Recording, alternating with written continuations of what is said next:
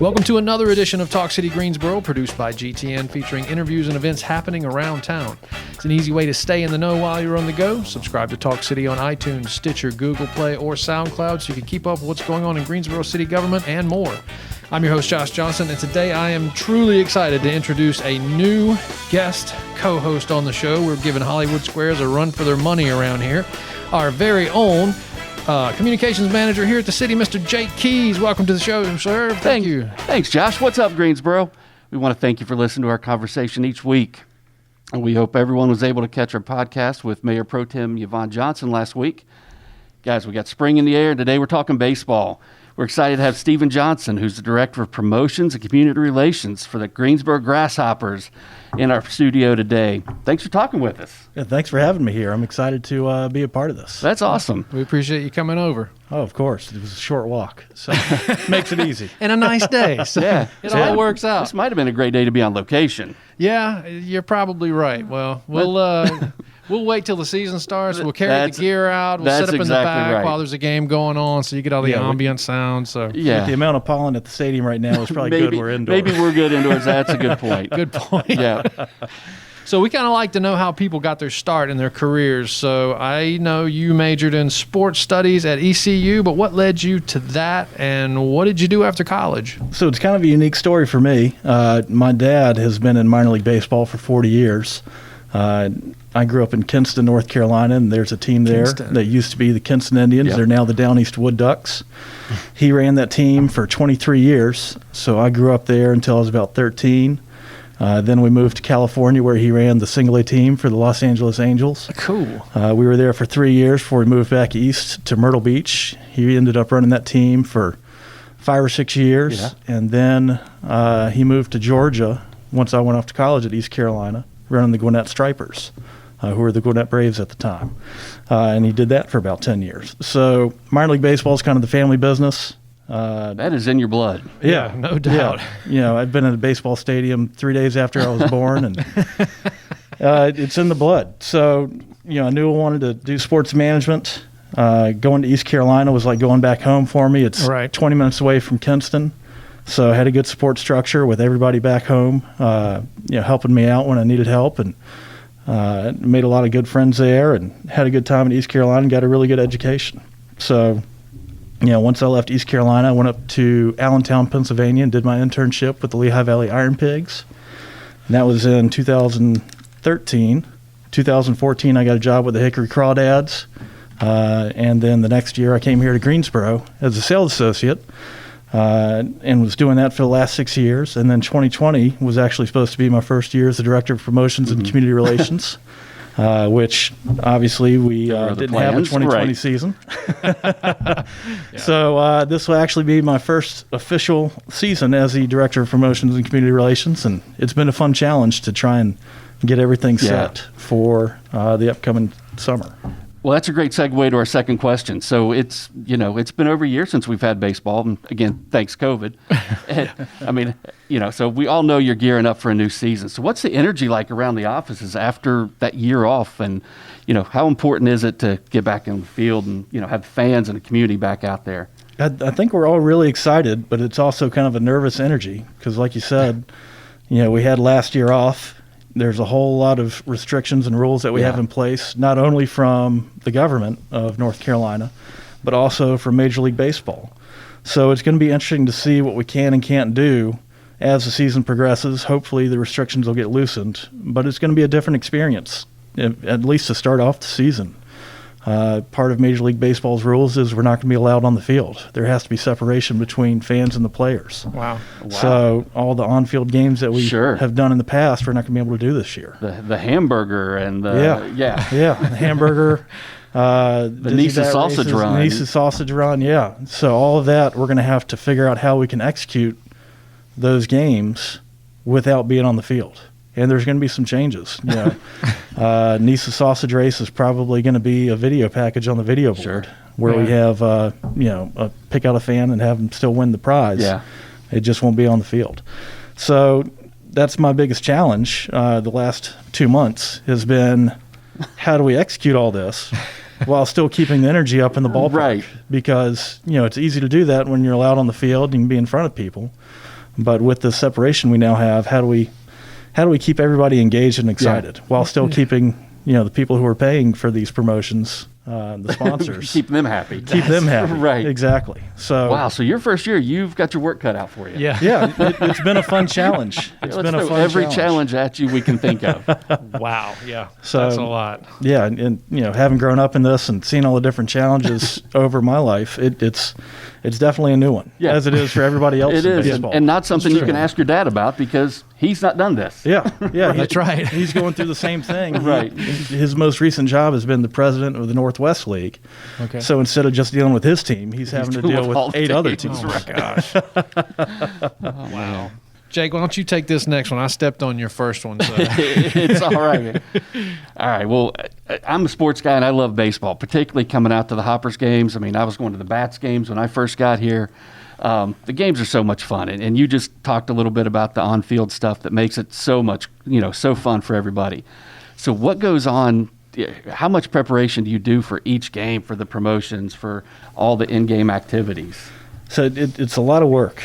Typically, we get our schedule for the next season internally around June or July of the, June or July this year. We'll get the schedule for 2022. Wow. And so I'll start going around circling important dates that we know we're going to have big theme nights on, July 4th, Memorial Day, Labor Day, and then start to fill in from that. Okay, we know we're going to do Christmas in July. Let's pick out that date. And then it's also staying on top of current trends. Last year we were planning on doing a Tiger King Day because Tiger King was At this point last year was the biggest thing ever. It was the That's biggest right. thing That's ever. right. It was the Right. cultural zeitgeist. It was brought up. Should we do a Tiger King Day this year? Well, it's not quite No, it's in kind the of a- mainstream media as it was then. Yeah, so you're right. Yeah. it's staying on top of current trends, figuring out what we can do to generate some publicity for it, while at the same time, it's going to have the effect of selling tickets. Yeah. Yeah. That's at the end of the day, that's the biggest thing about our promotions is, we can do an 80s night every other week, but how is that going to sell tickets and draw people Right. to the ballpark? Right. So that's kind of the biggest thing is how is it going to sell tickets? So we get our schedule in June or July of the year previous. We start planning all that. Usually we have 7 to 8 months to get everything prepared. And it's always right up until the last second making sure everything's done, getting everything prepared because it's a lot of work. This year is we've had 60 days since our schedule got released. I was going to say, so in the past, pre-COVID, you guys were planning a season. You were a season ahead. Like you said, June or July. So I'm guessing that the current season's already happening, and you're planning for the next year. Yeah. So, when COVID, talk about a curveball. Yeah, I mean, it's man. usually a marathon to get ready for the next season, and this Yeah. year has definitely been a sprint and a lot of Wow. long hours and staying at the ballpark. And Yeah. like I mentioned before, all these rules and regulations that we have from the local government and Major League Baseball, the local government rules have been changing. It seems like every couple of weeks, so it's being flexible enough to change with it, Yep. while still staying in line with Major League Baseball. Man, So- that is a lot. It's a lot, but it's been a real fun challenge because it's something new every day. Yeah. Well, I know a lot of people appreciate the work that you guys are putting into it because, man, we miss baseball. Yeah, We miss coming out and, seeing the game and having a hot dog. And, I mean, there's nothing like it. Yeah, last summer was actually the first summer in my life I didn't go to a baseball game. Right, And right. I'm sure it was that way for a lot of people. A lot of people, yeah. It just seemed like it hit me a little bit differently personally. Sure. 3 days after I was born, being in a ballpark, and then being in a ballpark every day, Yep. every summer for my life, and then having this horrible pandemic, affect not only our industry but every other industry. Yeah. So I know it's affected a lot of people in a lot of different ways, and Well, hopefully we've turned the corner on it. Yeah, I hope so too. So when we're back to having games, what is your favorite part of a Hoppers game? My favorite part of our games, or any baseball game really, is seeing the look on people's faces, whether it be little kids, college-age kids, young adults, the elderly. When they come to a game, you can see the look on their face and know they're having fun. Yep. Families are making memories. And knowing that I've had a small part in that is just completely fulfilling. Yeah. It really makes all the long hours worth it. Yeah. Well, that's great because, I come out with my family, and I don't know if I remember the score of any particular game that I've been to, and I've probably been to 50 to 100 Hopper games, but I've had fun every time. Absolutely. Yeah. That's kind of the common theme is you can ask everybody that leaves the stadium at the end of the night, and 5,599 out of the 5,600 that were at the ballpark couldn't tell you what the score was. Right. But they know they had a good time. They had and a the good fireworks time. show was awesome. Right. That's exactly right. That's good. That's good. All right. Here's a goofy question I like to know. So let's just say you got to suit up one game this year. What's your walk-up music? So I'm a big wrestling fan. All right. nice. I'm liking Nice. it. So a little smoke before as you come out of the dugout. Yeah, exactly. There's got to be some pomp and circumstance to it. It's got to be instantly recognizable, and it's got to be a little intimidating for the opponents. So my walk-up song would be "Cult of Personality" by Living Colour. Wow. Good one. That's Very a really good. thoughtful answer to get this on the fly. Yeah, To haven't that's seen it very yet. good. And a great pick, by the way. Yeah. Yeah. Yep. So the guitar riff. I like that song. I know. Yeah. Yeah, that's a good one. It's a good one. It gets me pumped up. It's probably the most played song on my workout playlist. There you go. Nice, nice. All right. Lastly here, because again, I wrote about a 50 questions. Josh made me pare it down to just a I'm few so here. sorry. No, I was just so excited to be talking Hoppers and baseball. So the Hoppers are synonymous with the dogs and being out there. So Yeah. tell us how little Jackie Robinson's doing and how fun is it to have a dog around the office? I think she's more ready for this baseball season than any of us in the office. She is the dog of our president, Donald Yeah, Moore. right. And he brings her to the office every day. And every day she's sitting at the front door waiting for the next person to come in. Oh, nice. Because she's so used to the last couple of years during the summer Yeah. when it gets warm, 5,000, 5,500 people in the stadium and getting all that attention from every single person. Yeah. Bless her. So for her, I think last year was probably toughest on her because Yeah. she didn't get as much love as, or from as many people as she had previously. Yeah. And it wasn't just So- like 1 year for her. That's about 7 years. Yeah, exactly. Yeah. Exactly. So she's ready. Having her in the office is a joy, because the hours can be long. But having a dog come up and just start giving you love for no reason and then stealing your sandwich when you're not looking keeps you on your toes. Right. And she's a lot of fun to have around. Yeah. She's a lot of fun to have around. That's awesome. That's very cool.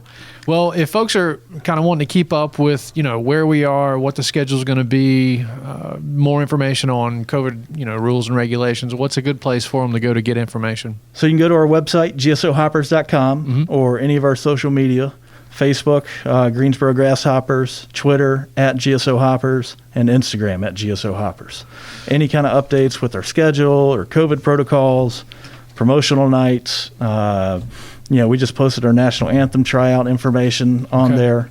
So those are going to be the best places to stay updated about current Grasshoppers news and Fantastic. games. Fantastic. Well, go there, stay with it. We're looking forward to it. We can't wait. So Yeah, opening day is Tuesday, May 4th. First fireworks show will be that Saturday. nice. So we're excited. We're excited to have everybody come out and, finally get back to some normalcy.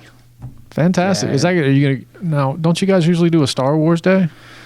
Yeah, typically we do. This year, Lucasfilm has put a pause on all that. Yeah, I think they're concerned about mass gatherings. I Star got Wars you. night is usually one of our Yeah. bigger nights. Probably, and big they're trying night. to be socially conscious Well, about that everything. makes sense. get That it. makes sense. Yeah, because I think this is completely off topic, but I was talking with Free Comic Book Day was usually on May 1st, I think. 5th, I think. Yeah. And so they've moved that to August now for Okay. kind of the same reasons. Yeah. It brings out a lot of people. So we got to do what we got to do. Yep. Yeah, hopefully, if rules relax a little bit and people are getting vaccinated, Yep. maybe Lucasfilm will come back and say, all right, we feel comfortable with this now. And, we'll definitely plan on it for 22. Awesome. Yeah. Hopefully, we can squeak it in here for 21. Well, and the whole getting back to normal, nothing will make it feel more normal than, the crack of the bat and some hot dogs That's and, right. and little Jackie Robinson running around the field. Yeah. Exactly. Yeah. That'll do a world of good for all of us. Exactly. Yeah. Well, Stephen, thanks so much for coming on the show, man. We appreciate you taking the time. Oh, glad to do it. Anytime you guys want to talk baseball, let me know. I'll be glad to come All right, on. you, Jake. We'll probably do it next week. Okay, sounds good. Sounds good. Stay tuned in weekly by subscribing to Talk City Greensboro on iTunes, Stitcher, and Google Play. And don't forget, you can download Talk City from SoundCloud. All right, that's it for this week. Thank you for tuning in to Talk City. Be sure to watch GTN, your official source for news and information about the city of Greensboro. GTN is available on Spectrum Channel 13, AT&T UVerse Channel 99, and North State Channel 31. GTN also streams live on Roku and the city's website at greensboro-nc.gov. Thanks, Jake.